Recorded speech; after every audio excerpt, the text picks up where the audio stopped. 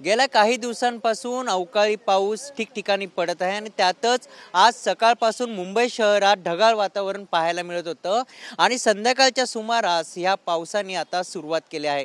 सध्या मुंबईमध्ये जर आपण बघितलं अवकाळी पाऊस पडत आहे, रिमझिम पाऊस पडत आहे, तर काही भागामध्ये मुसळधार पाऊस देखील पडत आहे। कारण की बोरिवली असेल, अंधेरी असेल किंवा ठाणा जिल्हा असेल, ह्या सर्व भागामध्ये आता पावसाने दमदार हजेरी लावली आहेत। सध्या मुंबई शहरात जर बघितलं की अवकाळी पावसाला सुरुवात झाली आणि त्यातच अचानक आल्याने पावसाने नागरिकांची चांगलीच तारांबळ उडाली आहे। आपण जर बघितलं की हवामान विभागाने पुढील 3 ते 4 दिवस मुसळधार पावसाची शक्यता वर्तवली आहे। मात्र अवकाळी पावसामुळे खेडेगाव असेल किंवा मुंबई शहर असेल किंवा ठाणे जिल्ह्यामध्ये अवकाळी पाऊस पडल्याने काही भागांमध्ये शेतीचं देखील मोठ्या प्रमाणात नुकसान झालं आहे। मात्र मुंबई शहरामध्ये सकाळपासूनच ढगाळ वातावरण होतं आणि संध्याकाळच्या सुमारास ह्या पावसाने हजेरी लावली, त्यामुळे वातावरणामध्ये मोठ्या प्रमाणात गारवा निर्माण झाला आहे।